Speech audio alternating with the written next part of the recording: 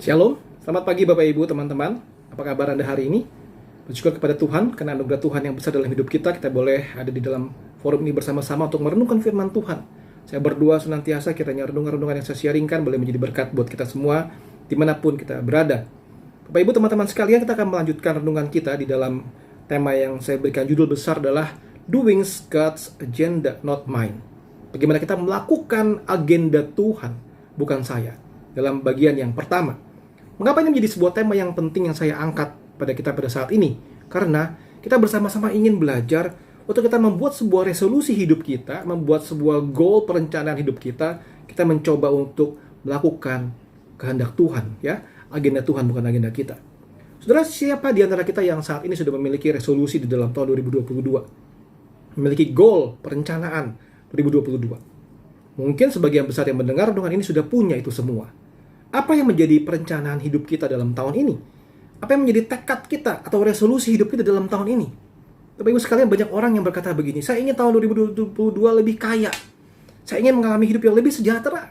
Saya ingin lebih sehat. Saya ingin menjadi lebih terkenal. Saya ingin apapun, ya, banyak aspek yang lainnya. Apakah itu salah? Tidak salah, saudara. Orang-orang secara manajemen berkata begini, untuk membuat sebuah goal, harus goal yang smart. Ya, lihat di sini, smart, SMART.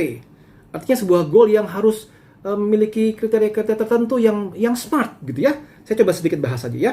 S itu berarti spesifik, harus membuat sebuah goal yang spesifik. Saya beri contoh di dalam, misalnya kita ngomong soal rencana saya ingin menjadi orang yang lebih kurus misalnya gitu ya. Saya beri contoh gini, saya ingin lebih kurus. Itu tidak spesifik, saudara. Harus spesifik ya. Saya ingin menurunkan berat badan. Itu sudah cukup spesifik. Tapi itu juga belum cukup spesifik karena ada kategori yang kedua yaitu M. Measurable. Apa itu? Bisa diukur. Ya. Kalau saya bilang saya ingin lebih kurus kan relatif, bukan ya? Kurus itu relatif ya, tidak bisa disebutkan berapa itu kurus. Berarti saya harus menentukan standar, oke? Saya contoh, saya ingin lebih kurus atau lebih turun berat badan saya 10 kilo dalam tahun 2022. Itu measurable, ya, M. Lalu E, attainable.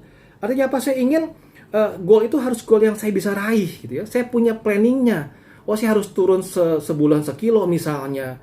Saya harus lari berapa kilometer dalam setiap harinya. Ada bisa diukur, bukan sesuatu yang diangan-angan, tidak bisa dipahami, atau tidak bisa dijangkau, bukan begitu, ya.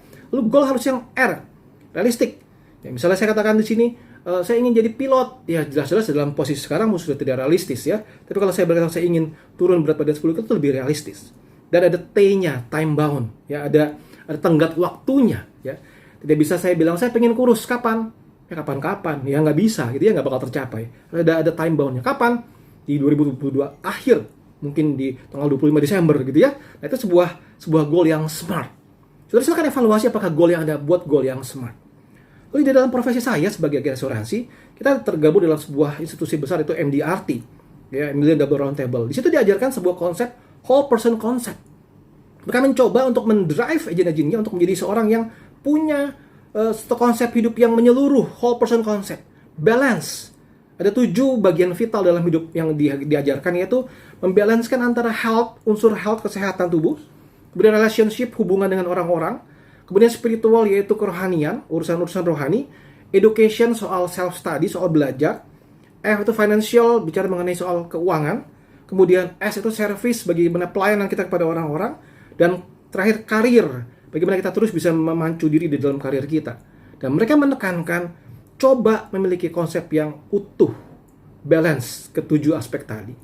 Sudah tidak mudah, ya, sebuah tantangan. Kadang-kadang kalau kita pikirkan, mungkin kita dalam sisi health kita bagus, tapi kita lemah dalam sisi education, misalnya begitu ya, dan sebagainya. Nah, Bapak Ibu sekalian, saya tidak akan mengajak kita untuk membahas ini, ya.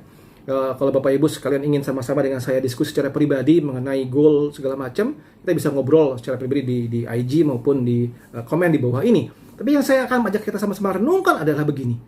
Tahun 2022 sudah masuk, saya mau punya tekad untuk melakukan God's agenda.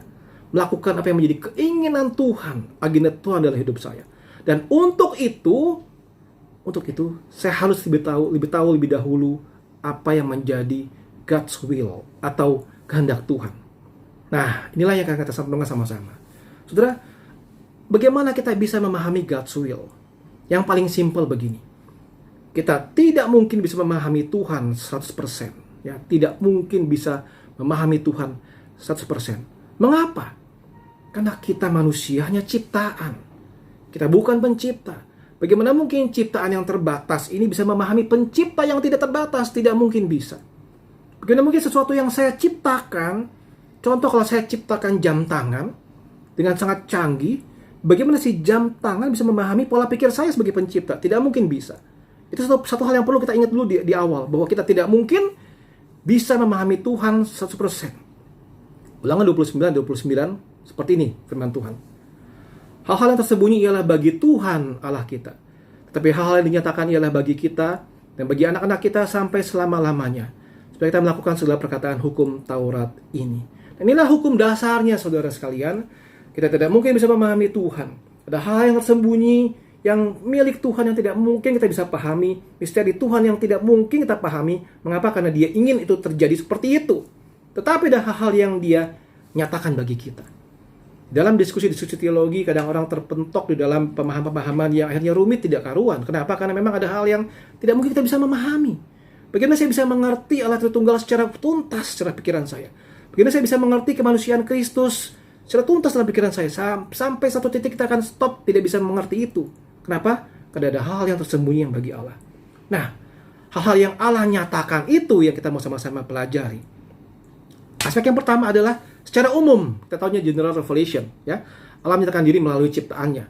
Mazmur 19 ayat 1-6, saya bacakan ayat yang kedua saja. Langit menceritakan kemuliaan Allah dan cakrawala memberitakan pekerjaan tangannya.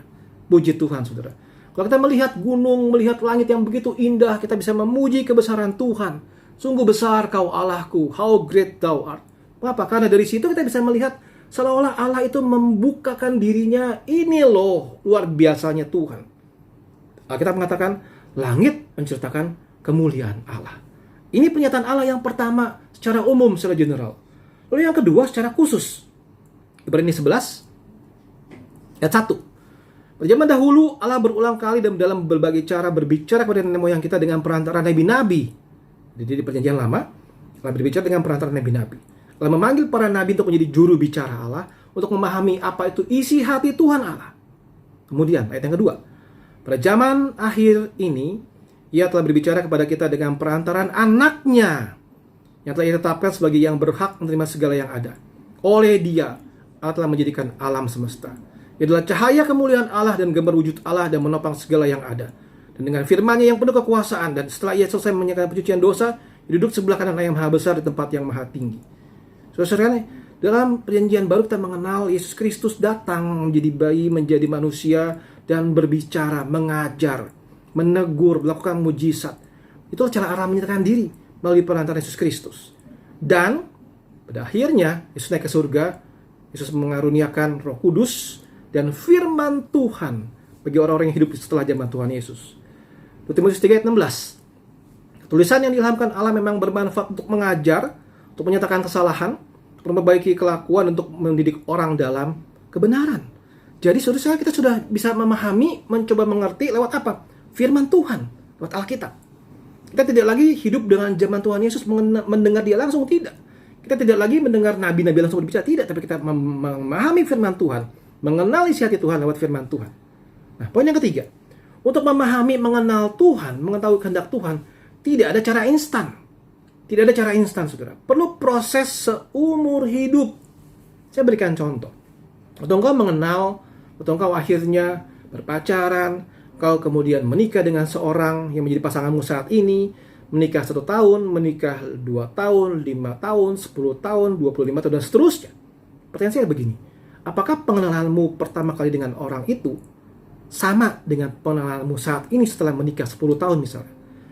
Setelah menikah 25 tahun misalnya. Apakah sama? Jelas tidak. Artinya apa? Ada pertumbuhan, ya. Makin hari makin kenal. Dari kenal cuma kulit luar sampai tahu semuanya. Sampai dalam saat tertentu kita tahu bahwa pasangan kita cuma ya, tahu maunya dia apa. Pada kita melirik, kita tahu dia maunya apa. Kenapa? Karena kita sudah mengalami waktu yang proses yang panjang untuk mencoba mengenal dan memahami dia. Dan itu perlu proses. Untuk sesama kita saja kita perlu proses, waktu tidak bisa instan. Apalagi kalau kita ingin mengenal, memahami kehendak Tuhan, pasti perlu waktu, perlu pertumbuhan iman. Tidak ada cara instan. Nah, yang terakhir, ada 2 ayat yang saya mau coba kutip pada saat ini mengenai soal kehendak Allah bagi kita. Ya, pertama, 1 Tesalonika 4 ayat yang ketiga. Demikian firman Tuhan, karena inilah kehendak Allah pengudusanmu, supaya kamu menjauhi percabulan. Simple bukan? Apa kehendak Allah? Supaya kita hidup kudus. Kudus dalam pikiran kita, kudus dalam perkataan kita, kudus dalam perbuatan kita. Kudus waktu kita ada di rumah, kita ada di kantor, di sekolah, di kampus, di mana-mana. Kudus waktu kita bersama dengan orang lain dan maupun kita sedang sendirian. Ini kehendak Tuhan, saudara. Tidak bisa tawar-tawar. Kita harus hidup kudus. Yang kedua, 1 Tesalonika 5 ayat 18, mengucap syukurlah dalam segala hal, sebab itulah yang dikehendaki Allah dalam Kristus Yesus bagi kamu. Kehendak Allah apa yang di sini dikatakan? Mengucap syukur dalam segala hal. Puji Tuhan, saudara. Ternyata tidak terlalu sulit untuk memahami apa kehendak Tuhan, bukan? Alkitab menyatakan dengan jelas. Hidup kudus dan hidup bersyukur dalam segala hal. Hidup kudus dan hidup bersyukur dalam segala hal. Yang sering kejadian adalah begini. Bagaimana kita susah memahami kehendak Tuhan karena kita coba nego dengan Tuhan. Kita punya agenda yang sebenarnya tidak kudus-kudus amat sebetulnya. Kita punya keinginan yang egois. Kita punya keinginan yang sebetulnya tidak menyenangkan hati Tuhan. Kalau di dalam pengertian Yosua, kita menyimpang ke kanan atau ke kiri dari firman Tuhan. Seperti Akan pada waktu itu. Dia merasa ada satu barang yang berharga, dia diam-diam simpan dan akhirnya Tuhan menghukum dia dan seluruh keluarganya. Nah saudara, kembali kepada renungan kita pada saat ini. Apa resolusi dan goalmu 2022? Apapun itu, prinsip dasarnya adalah ingat selalu harus hidup kudus. Harusnya Tuhan menjadi center di dalam hidupmu, menjadi satu poros dalam hidupmu untuk mewarnai seluruh aspek hidupmu, entah itu finansial kah, entah itu kesehatan kah, relasi keluarga kah, apapun itu. Tuhan harus di tengah-tengah dan dia mencerminkan kekudusan Tuhan dalam hidup kita. Saudara, hidup kudus. Lalu yang kedua, hidup bersyukur harus menjadi standar hidup kita. Belajar bersyukur, saudara. Belajar dengan mudah berkata puji Tuhan dan sungguh-sungguhnya, bukan sekedar ngomong puji Tuhan doang. Belajar menikmati semua anugerah Tuhan, belajar bersyukur. Karena kita percaya, saudara-saudara sekalian, itu adalah satu awal yang baik untuk kita bisa bersama-sama menantikan lagi anugerah Tuhan yang lebih lanjut di dalam hidup kita. Saudara sekalian, mari kita akhiri renungan ini dan kita kembali kepada kita punya resolusi pribadi kita. Kita kembali kepada goal-goal kita. Apakah kita bisa mengkomitmenkan diri? Oh, saya mau belajar seturut dengan kehendak Tuhan. Oke, apa kehendak Tuhan? Saya ingat pada hari ini dikatakan ada 2 hal, yaitu apa? Hidup kudus dan hidup bersyukur. Mari kita lakukan ini. Hidup kudus dalam segala hal, hidup bersyukur. Sudah minggu-minggu depan, saya akan ajak kita renungkan lagi dengan lanjut tema-tema ini yang saya percaya akan menjadi kekuatan buat kita untuk sama-sama, apapun background saudara sekalian, memahami kehendak Tuhan dan mencoba 2022 awal tahun saya ingin belajar untuk doing God's agenda, not mine. Saya mau komitmen untuk melakukan agenda Tuhan dan bukan agenda keinginan saya pribadi. Kiranya Tuhan menolong kita sekalian. Selamat pagi, Tuhan memberkati kita.